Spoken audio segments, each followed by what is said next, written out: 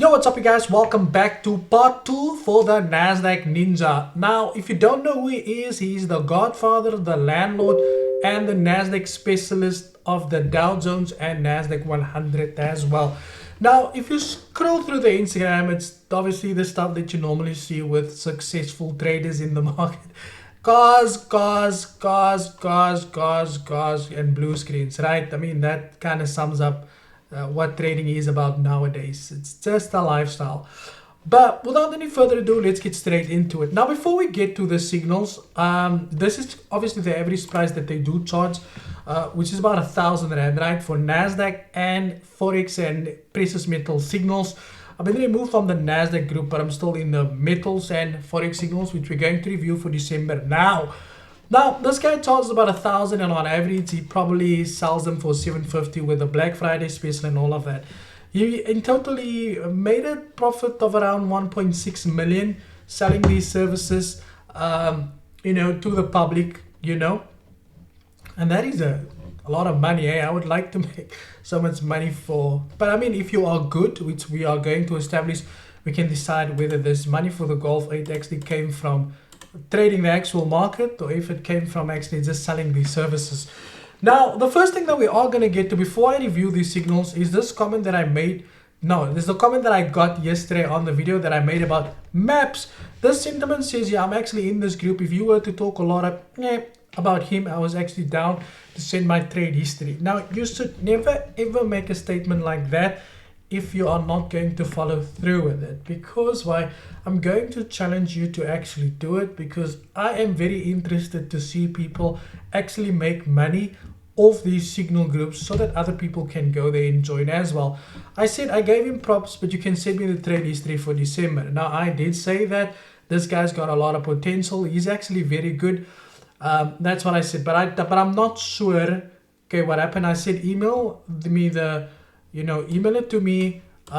Please don't forget to send the trade history. I sent one day ago.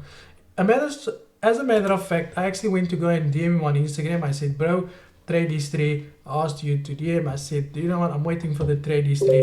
And if you think that's bad, I even offered on my Instagram live. The story had now disappeared.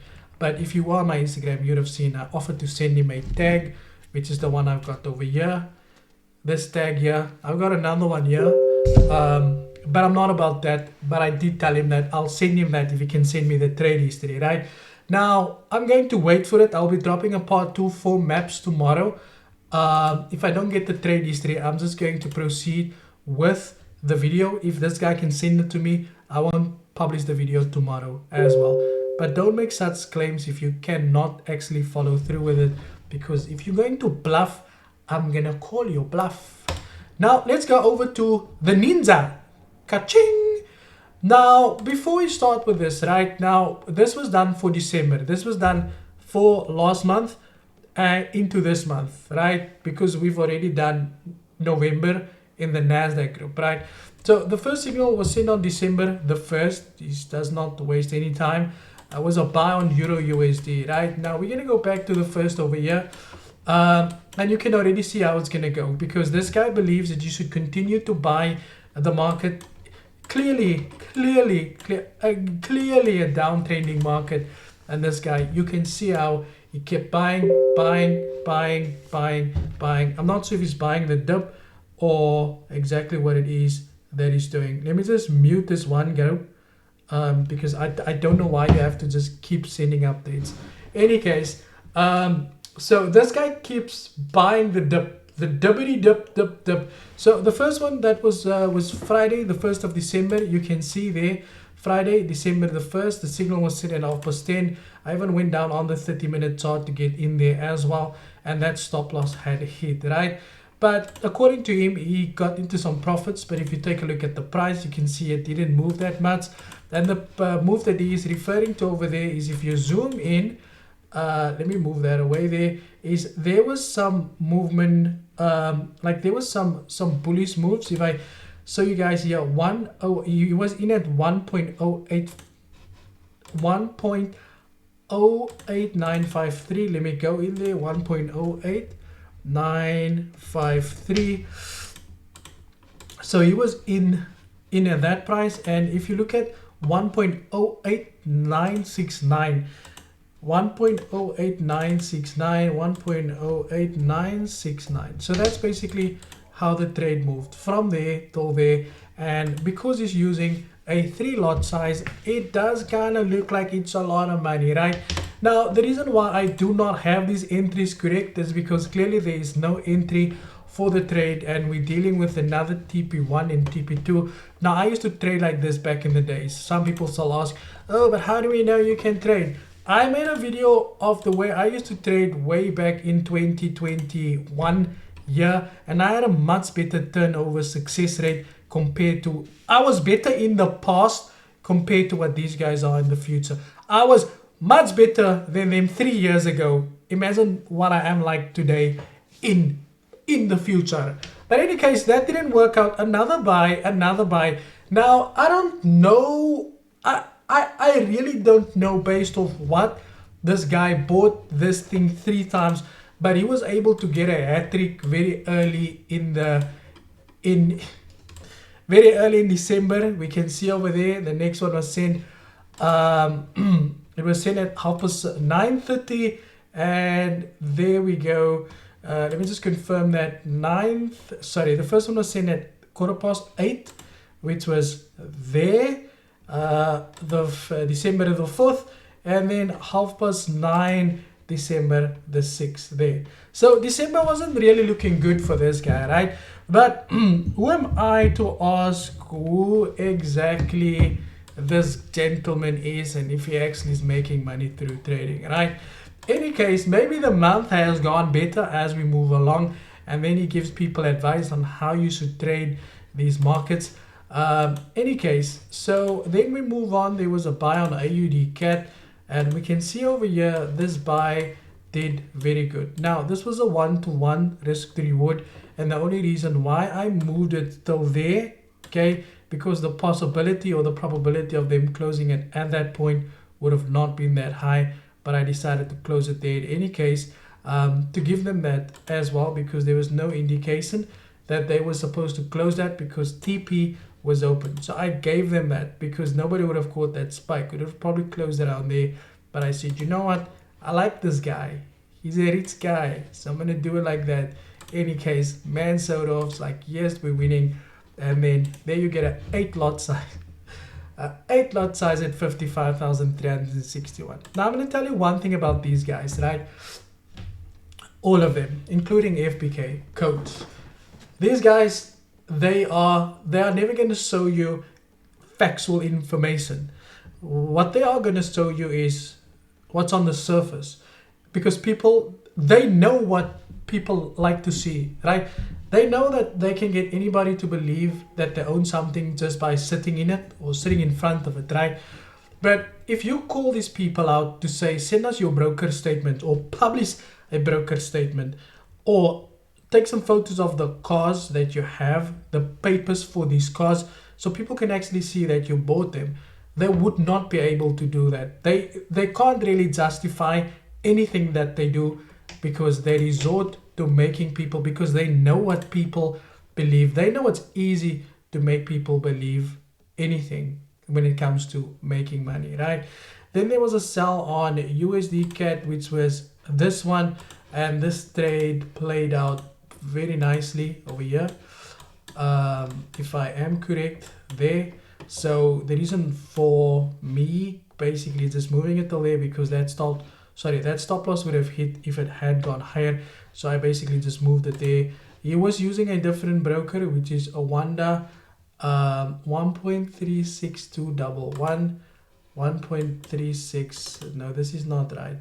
1.36211. There. 1.36211.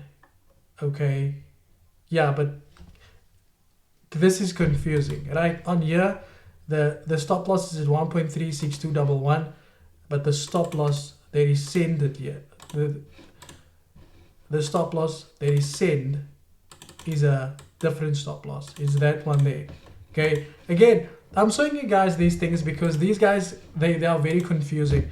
The same with the video that I did on maps was also a Nasdaq trade. On the chart, the stop loss is there. The stop loss that he sends is another stop loss. So I don't know. You let me know what the stop loss was, because at this point I actually don't know. Then there's a 100% bonus. In any case, I gave them the benefit of the doubt for this trade. I moved it there. Nice 2.18%. Guys, you are more than happy to plot these trades yourself if you want to go and get involved with them.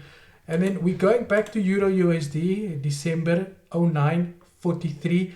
There was a sell. Where is it now? 09.43. What was that date? I didn't remember the 26th. Now, this trade actually ran into some good profits. Now, again, there was no indication whether or not they should close it, but it did say, please lock in profits as they should come. So, again, we're going to give them the benefit of the doubt because in South Africa, or in fact, in Africa in particular, you can't argue these types of signals, right? Where you get no entry or no indication whether or not to close, because we can't count this. This would have counted as a stop loss because the TP had never hit, right? But we're going to do it like that, right? We're going to say that they knew exactly the market was going to U-turn and they closed it because he couldn't even tell people the market's going to U-turn, so you need to close. Then there was a sell on gold for December the 27th. I was going to say I would never pay for someone who cannot give me clear direction in terms of what it is that I need to do. But okay, I paid and it didn't work out. There, 27th, a massive drawdown. And then there was another buy. We're going to get to that. Another sell on Euro USD that was placed on December the 28th that we're going to get to, which was, Now, I'm going to show you something very interesting about this trade. And again, people, please make sure that you actually go and you plot these trades before you leave a comment, because I want you to see how this guy had a stop loss hit based on the prices that he sent. Not me, he sent it, but his stop loss never hit. You know why? Because he did not have a stop loss.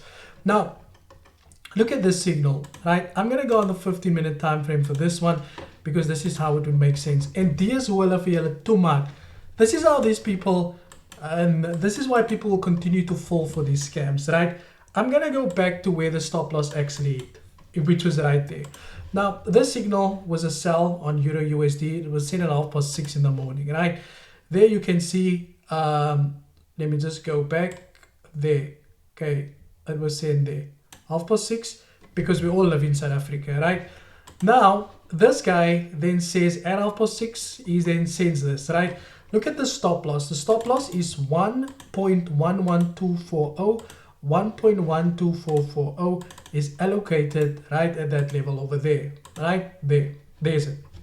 Please make sure that you see this. Focus, my friends. Okay, that's where it is, right? This trade then moved down.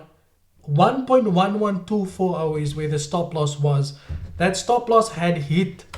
This guy is still in the money. Now, I would have probably used some vulgar language, but I can't because this is YouTube. So I'm going to say, why there? He got stopped out of this trade, but he was still in. Again, I'm going to say this so people don't take it out of context. If I maybe misunderstood that, please let me know on that as well, right? And then there, he's still in the trade. I don't know how. He probably won't even be able to explain it to me. Okay, on Tuesday, there was a buy on gold. Let's go over to gold. Tuesday, we're going to buy gold. And here you can see there was a buy on gold, right? Now, this buy on gold moved up there. You can take the time. It was sent at 3:30 before the NY open. Somewhere there, the trade moved into nice profits. And there we can see that's how far the trade moved before it came down and hit the stop loss. According to him, that was a fire signal. And then there was a buy on Euro USD, which we can clearly see here at the end of the year. It didn't really work out as well. Now, there. Now I'm going to tell you, this is the worst results for people. This is some very bad results, right? And I would really encourage you guys to understand the purpose behind these videos, right? The videos is so that you don't have to go and pay him the same way I paid him. Okay, don't do that. Okay, let me know your thoughts in the comment section about this forex signals of his, so the FX signals, and yeah, just say your thoughts in the comment section down below. Thank you for your time, and as always, cheers for years.